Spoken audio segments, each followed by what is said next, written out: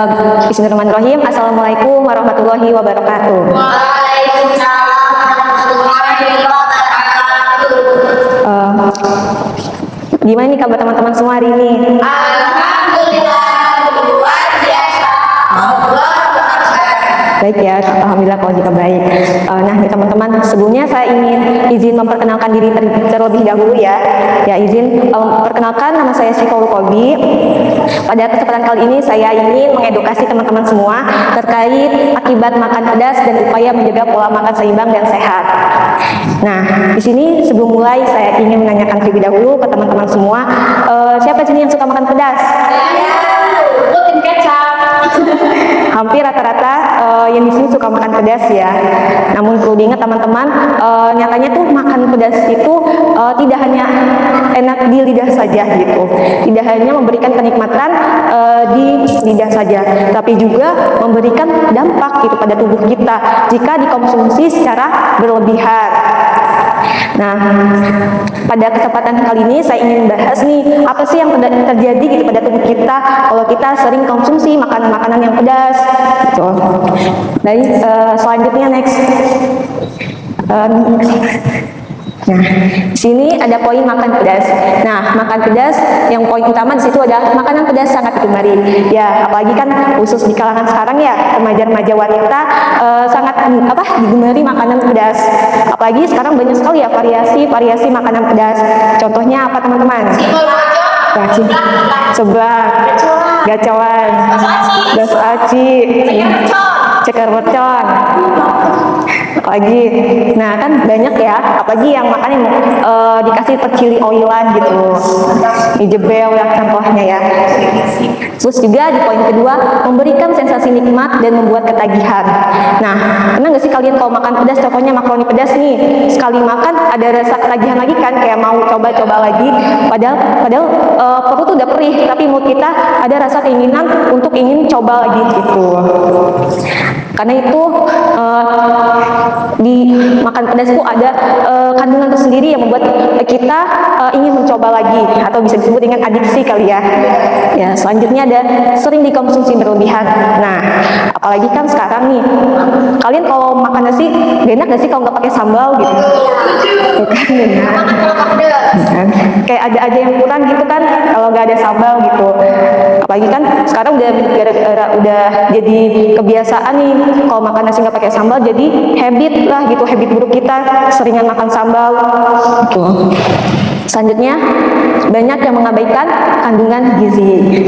Ya, karena keseringan kita makan sambal, makan yang mengandung cabai atau sering makan pedas, itu kita sampai lupa gitu tuh. Apa aja tubuh kita tuh ternyata butuh asupan-asupan gizi gitu. Tidak hanya ya makanan pedas saja gitu. Jadi rata-rata banyak orang yang mengabaikan kandungan gizi gitu. Baik, selanjutnya next. Nah, yang selanjutnya itu ada kapsaicin dan penyebab pedas. Nah, yang menyebabkan pedas itu adalah kandungan kapsaicin teman-teman. Atau dilihat poin pertama itu ada senyawa aktif dalam cabai. Atau senyawa aktif kapsaicin ini biasanya sering di tumbuhan kapsicum yang biasanya ada di tumbuhan cabai. Nah, biasanya kandungan kapsaicin ini adanya tuh di dalam cabai itu. Kan kalau kalian pasti sering kan kayak motong cabai itu, pasti kalian ngeliat kan isi dalamnya itu kayak ada akar putihnya itu. Nah, itu kandungan kapsaicin itu biasanya ada di akar putihnya itu di situ. Itu yang menyebabkan pedas. Dan juga di kulit cabai juga ada kandungan kapsaicinnya, tapi tidak terlalu banyak. Dan kalau bijinya itu ternyata tidak membuat kita rasa pedas gitu ya, karena tidak ada kandungan kapsaicinnya. Selanjutnya, memberikan sensasi panas dan pedas. Ya, sebenarnya kandungan kapsaicin itu tidak memberikan rasa panas, tapi karena reseptor di lidah kita yang menipu kita, yang pada akhirnya muncul rasa panas dan nyeri gitu. Selanjutnya, merangsang rasa saraf dan rasa nyeri kita. Nah, kandungan kapsaicin juga mempengaruhi saraf di otak kita gitu. Itu yang menyebabkan adanya gitu reseptor di otak kita menjadi menimbulkan rasa nyeri dan mungkin panas kali ya, itu karena ada kandungan kapsaicinnya. Selanjutnya dapat mengiritasi saluran pencernaan. Nah, nih, kalau makan pedas kalian sering sakit perut kan, BAB pun jadi tidak lancar. Nah, itu disebabkan oleh kandungan kapsaicin, apalagi dikonsumsi secara berlebihan. Baik, selanjutnya kita ke slide selanjutnya, ada akibat makan pedas. Nah, yang pertama itu ada iritasi lambung dan menyebabkan perih, mual, dan mules gitu ya. Ya, karena kandungan kapsaicin itu yang menyebabkan menempel di dinding lambung kita, terus memuncul rasa perih, mual, dan mules. Nah, itu karena perlu saya ingat teman-teman, perlu diingat bahwasanya kalau kalian mempunyai riwayat penyakit lambung atau GERD gitu ya, hindarilah makan makanan yang pedas gitu. Selanjutnya ada meningkatkan asam lambung dan resiko GERD. Ya, dari kandungan kapsaicin itu dapat dapat menyebabkan asam lambung gitu, menempel di dinding lambung. Terus juga kalau ketika asam lambung naik itu nyangkruk kan teman-teman di tenggorokan, Jadi asam. ya. Terus muncul rasa kayak mual, sakit perut, kalau iya pusing. Di sini ada yang punya asam lambung? Ya, Punya. Suka makan pedas tapi Tapi saya lebih suka makan asam, jadi gampang asam lambung ya. Ternyata asam lambung juga bukan disebabkan karena pedas aja ya. Asam. Ya kan? Terus kalau bisa. Petis yang pedas gitu. Ya, itu juga kan ada kandungan kapsiciumnya. Nah, selanjutnya kan ada gangguan pencernaan, diare, dan tidak nyaman. Nah, dari kandungan kapsicin ini dia itu dapat menyebabkan diare. Nah, sistem pergerakan ususnya itu yang harusnya ya normal ya biasa aja gitu ya, sistem pergerakannya, tapi karena dikonsumsi kandungan kapsiciumnya berlebihan, jadi pergerakan ususnya itu menjadi cepat, yang pada akhirnya muncul diare, yang biasanya kan orang food normal itu teksturnya kan gumpal ya. Nah, kalau keseringan makan pedas dia jadi pupnya dicair. Iya, saya kemarin. Iya, itu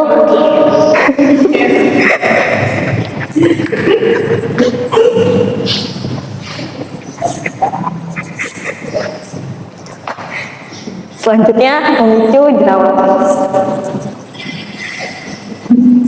Ya, karena kandungan sebenarnya sih makan pedas itu tidak secara langsung menimbulkan jerawat, tapi juga karena kandungan minyaknya, kan kalau misalnya minyak berlebihan itu apalagi kulit kita itu bisa menimbulkan jerawat. Ya, kalau kita makan pedas kan berkeringat ya, pasti ada muncul respon dari tubuhnya berkeringat. Nah, itu bisa memicu jerawat, minyak berlebih. Selanjutnya dapat meningkatkan detak jantung dan suhu tubuh.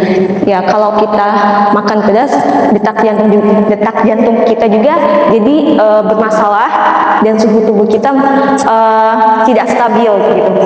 Jadi teman-teman kurang-kurangin makanan pedas. Selanjutnya ada cegukan dan gangguan diafragma. Ya, cegukan juga bisa memicu karena makanan pedas teman-teman, dikarenakan karena mempengaruhi gangguan pernapasan kita yang pada akhirnya menimbulkan cegukan. Selanjutnya insomnia dan sulit tidur. Siapa yang sering makan pedas, makan mie nih di tengah malam di jam 12, di jam 11? Kenapa? Itu bisa menyebabkan insomnia ya. Karena efek cabai tersebut, efek apa tadi kapsicium kapsicium itu yang ada di dalam kandungan cabainya. Ya. Kalau misalnya udah pakai cabai gimana coba makannya? Apakah masih sama sulit Kalau makan malam malam gitu. Kalau menurut saya nggak pakai cabai juga. Kalau makannya di tengah malam sama juga, iya, karena baiknya jam makan kalau makan itu cukup di jam 9 tepat gitu. Kalau misalnya lebih dari jam 9 itu kurang baik gitu. Dapat menimbulkan kolesterol, banyak penyakit lah gitu ya. Ya. Selanjutnya yang terakhir, lebih berisiko saat perut kosong. Ya, ini bisa, apalagi kalau kalian makan pedas nih dalam keadaan perut kosong, itu sangat bahaya sekali ya teman-teman. Di lambung kita tidak ada asupan dari makanan gitu, dia langsung menerima dari kandungan kapsikum tadi gitu, yang menimbulkan rasa perih dan menyebabkan tadi iritasi pada lambung, dinding lambungnya bermasalah gitu. Nah, saya kan pernah mendengar ya permasalahan usus buntu atau lambung gitu. Nah, kalian kan pernah lihat kan di dalam cabai bijinya itu kalau kalian pegang lengket kan. Nah, itu kalau kita makan, kita konsumsi, kalau dicernanya tidak benar misalnya, kalau kita sering konsumsi secara berlebihan, di usus kita tuh bakal jadi nempel gitu. Apalagi kalau kita konsumsi banyak ya makan pedas, jadi makin banyak yang menempel gitu biji-biji cabainya di usus kita, itu bisa menyebabkan usus buntu gitu. Baik, selanjutnya next.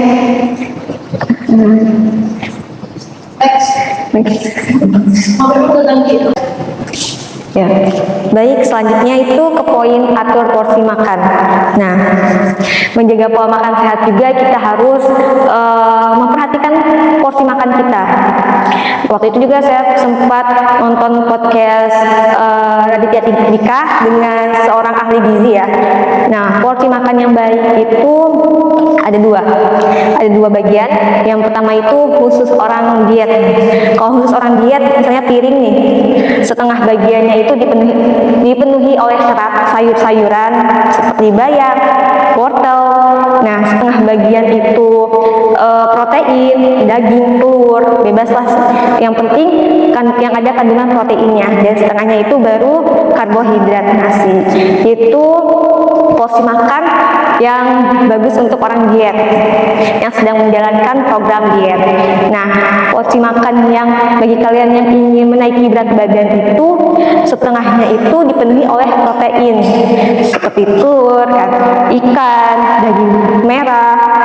Itu setengahnya itu baru baru sampingnya itu nasi, setengahnya karbohidrat dan baru serat. Seperti itu porsi makan yang sehat dan seimbang. Ada karbo dari nasi, ada serat dari sayuran, wortel, timun, dan semacamnya. Dan ada protein dari telur, daging, ayam, dan juga dari telur. Nah, selanjutnya biasakan sarapan. Nah, diusahakan teman-teman ya untuk pola makan sehat kita diawali dengan sarapan terlebih dahulu gitu. Kalau sarapan kita menjalankan aktivitasnya juga menjadi bersemangat karena ada energi, ada asupan dari tubuh kita dari sarapan tadi. Nah, kalau untuk orang diet kan diusahin sarapan tuh jangan karbo, tapi dibanyakin proteinnya. Itu kalau orang yang sedang menjalankan program diet. Baiknya itu kayak alpukat. Itu kan alpukat itu mengandung lemak yang sehat, lemak sehatnya tinggi sekali gitu. Nah, dibantu dengan ada telurnya, tapi yang putih saja, jangan dibawa yang kuning telurnya gitu. Karena yang bagus, yang banyak proteinnya itu putih telur, bukan kuning telur. Itu bagi orang yang diet. Kalau mungkin untuk kita itu bisa dengan roti dari karbohidratnya ataupun susu yang terus juga bisa pakai nasi ataupun tapi dibarengin dengan dari seratnya juga, dari sayur-sayuran juga. Selanjutnya kita next ke slide poin makanan sehat dan bergizi. Ya, mengandung karbohidrat, protein, dan lemak sehat. Nah, kandungan ini disebut dengan zat gizi makro.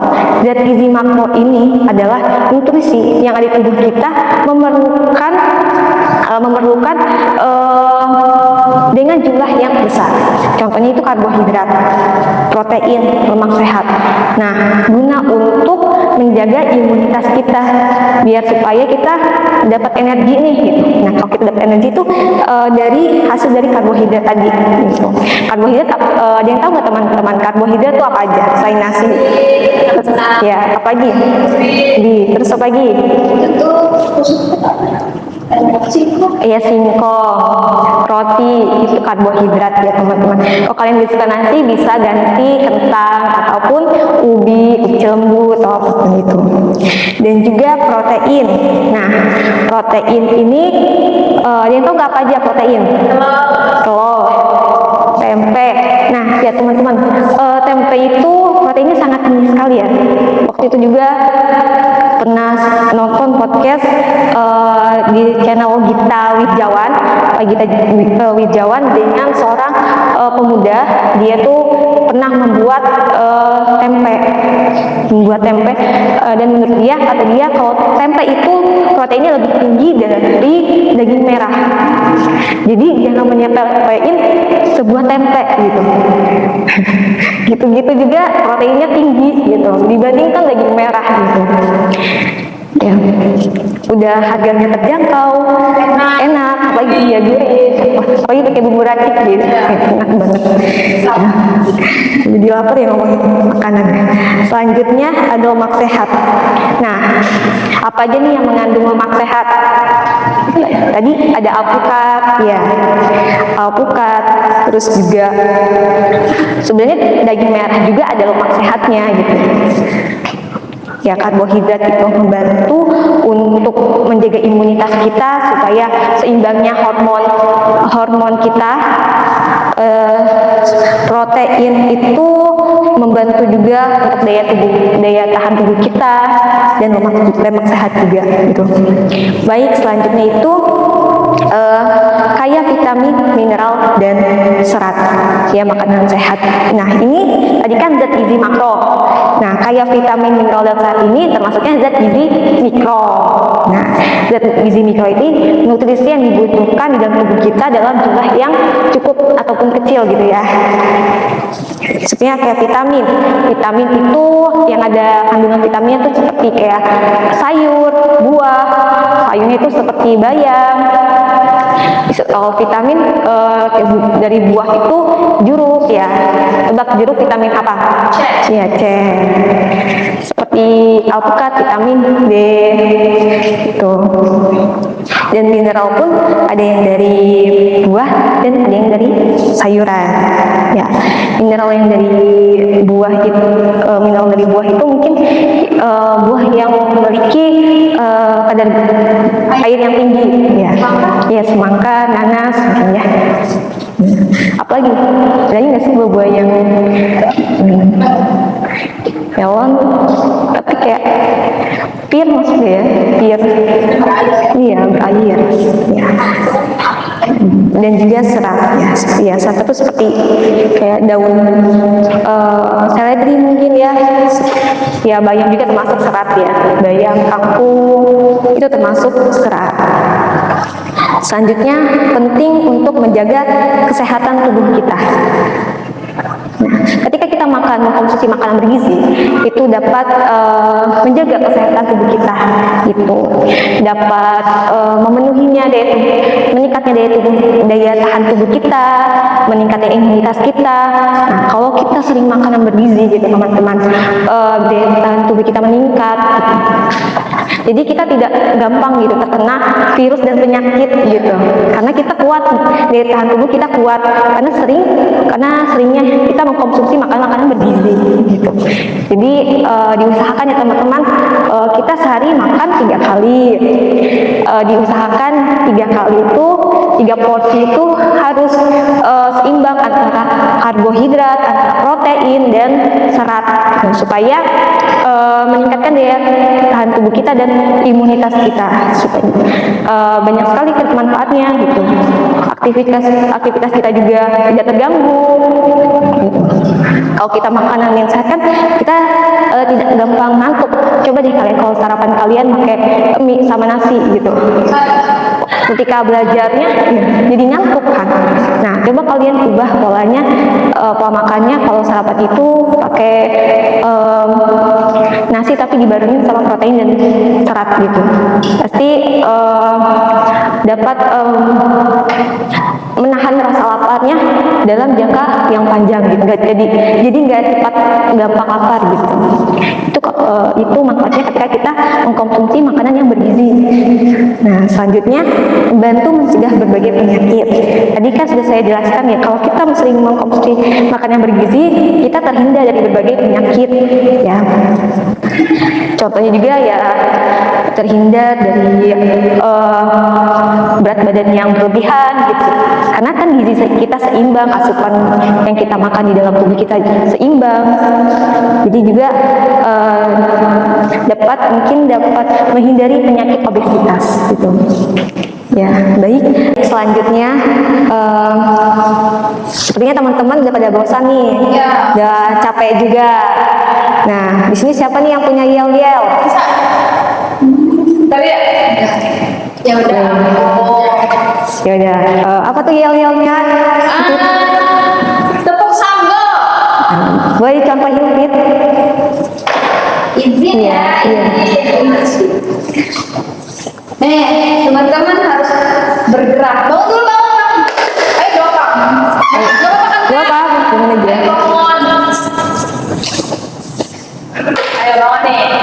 Ya, tepuk sambal. Ulek cabe. Ulek bawang, ulek tomat, kasih soel, Buha. Itu ya. Gimana, Kak? ya bagus. Ya. Tepuk sambal. Ulek cabe, ulek bawang, kasih terasi, soel, Buha. Udah semangat.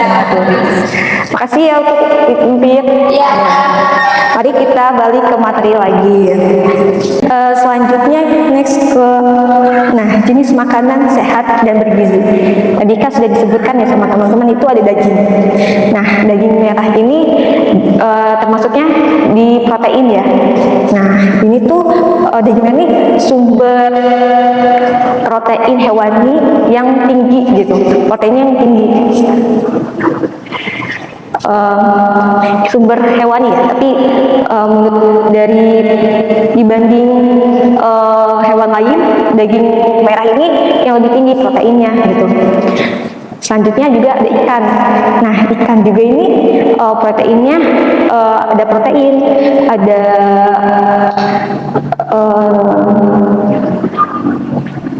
mineral kalau nggak salah.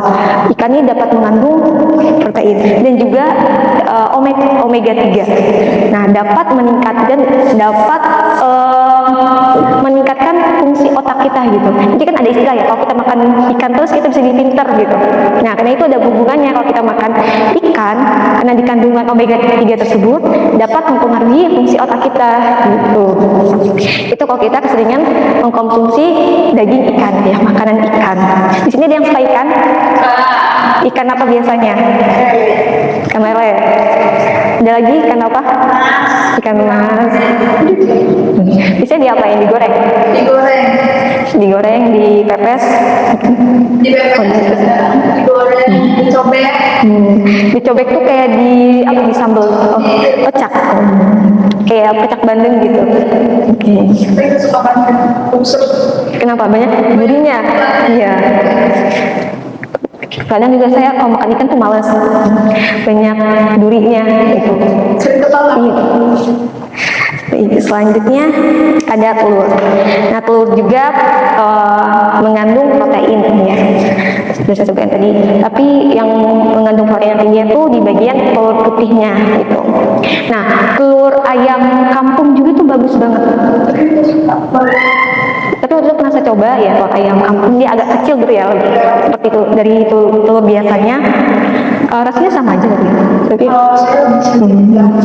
kayak amis gitu. Karena kan di kampung saya kan masih banyak gitu peternak gitu ya, yang alami gitu. Pas kelihatan apa sih ayam bebeknya. Iya. Saya nggak suka kalau bebek sama telur ayam kampung karena saya ngerasa lebih amis daripada telur. Biasa. Lebih menyengat gitu aromanya.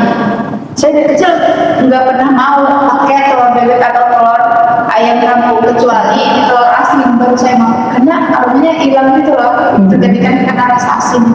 Tapi telur bebek itu hanya asin ya? Iya. Telur bebek ada yang asin tuh? Oh beda? Iya, telur Oh tapi bebek di asin. oh di asin. Iya. Tapi ada yang telur bebek yang biasa. Iya. Telur bebek Indonesia saya nggak suka. Kalau saya telur asin yang nggak suka. Balik. Baik, selanjutnya juga kan ada buah-buahan. Ya, jenis makanan saya itu ya pasti buah-buahan ya teman-teman. Di sini yang suka buah-buahan siapa? Kan ada aja kayaknya nggak suka makan buah. Ini Bisa nggak suka makan buah? Satu pun nggak ada yang bisa suka. kan makan tapi nggak yang suka gitu. Kalau nggak ada apa? Tapi yang satu suka nggak ada kayak durian atau pepaya. Nggak ada. Gitu. Mungkin yang paling suka buah apa? Saya paling suka buah nanas, nanas madu, sama sawo. Sawo itu yang Yang hitam, yang coklat ya, oh coklat yang dalamnya hijau. yang biasa ada di Batam. Itu sawo. Iya, sawo. Tapi yang lain, Oh itu yang hijau dalamnya itu kiwi ya lupa. iya, kiwi juga suka saya. Cuman asam, tidak suka. Enak sih. Sawo itu yang bisa di jarah Banten itu. Iya, Itu gimana sih rasanya? manis. Manis. Manis buah. Biji kecil-kecil gitu. Cuman ada beberapa yang nggak matang gitu, teman jadi matang. Biasanya apa tuh tipsnya biar yang mana yang manis mana yang enggak? Kalau saya sih lebih milih sawo ya belum terlalu matang, biar matangnya di rumah gitu. Karena kan kalau beli yang matang banget itu bakalan hancur di jalan. Udah busuk duluan gitu. Karena sawo itu gampang busuk. Jadi Di dalam perjalanan aja udah busuk ya. iya. Jadi beli yang setengah matang, karena pas nyampe rumah dibawa 1 hari itu udah matang. Kan cepet matang sawo. Tapi yang lebih suka sawo. Sawo sama nanas. Kalau Talia Mungkin buah pir. Iya sih. Pir, apel, semuanya saya suka. Baik, selanjutnya itu ada sayuran ya. Di sini yang suka sayuran siapa aja? Suka apa? Bayam semuanya, tahu apa? Bayam, kangkung, kan? Apa? Bisa? Suka semua. Biasanya sayur selain bayam, kangkung ada apa aja sih? kalau Oh ya brokoli, paprika. Nisa semua itu suka. kari juga suka. Pare suka. Biasanya diapain ditumis setelah? Bisa main Iya di sana kan ada. Biasanya pahit, enggak sih? pahit, cuma kalau ditumis enak sih. Baik, selanjutnya itu ada kacang-kacangan. Ya kan tadi kacang kedelai yang ada di dalam tempe yang memiliki protein yang tinggi ya. Itu bagus. Tapi kalau kalian kacang tanah itu bagus. Tapi jangan diusahain jadi goreng, tapi direbus gitu, buat dijadi cemilan juga itu bagus. Dipanggang kurang tahu ya kalau dipanggang itu. Tapi mungkin emang ada kacang panggang. Buat bikin kue. Oh, dibikin kue, jadi kering gitu ya? Oh iya bisa. Kembali panggang. Tapi pakai gula? Enggak. Jadi bahannya apa? Diolesinya pakai apa? Apa biasa aja kacang langsung dipanggang?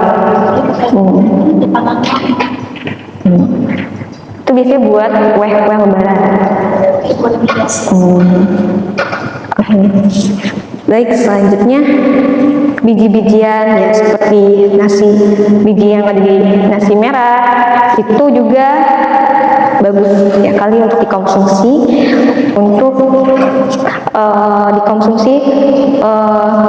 dan menjadi makanan yang sehat dan bergizi dan seimbang. Nah, tadi kan udah saya jelaskan ya pola makan sehat tuh apa aja. Pola makan sehat itu dengan porsi yang seimbang itu ada karbohidrat, ada nutrisi, ada protein. Kan? Di sini teman-teman ada yang ingin ditanyakan atau mungkin ada yang masih dibingungkan? Kalau sekarang kan, maksudnya saya di kos ya. Iya. Izin bertanya, saya di kos. Iya. Jadi makan tuh nggak sepenuhnya bergizi gitu. Iya. Kayak tiba-tiba pengen makan seblak. Tips buat makan seblak tapi bergizi itu gimana gitu? Oke, oh ya, menurut saya tips makan seblak itu, yang utama kurangin kerupuk. Ya, kerupuk itu sangat bahaya sekali, apalagi direbus. Kan kerupuk kalau direbus jadi lengket ya. Itu biasanya nempel di dinding usus kita. Nah, itu bisa menyebabkan usus buntu gitu. Makanya saya kalau makan seblak tuh hindarin kerupuk, apalagi kerupuk oren, kerupuk seblak itu kan warna-warni ya. Bentar, itu warna-warni ya, itu bahaya ya. Jadi diperbanyakin sawi. Terus juga bakso ya, bakso juga mungkin ada protein ya, telur juga dikasih.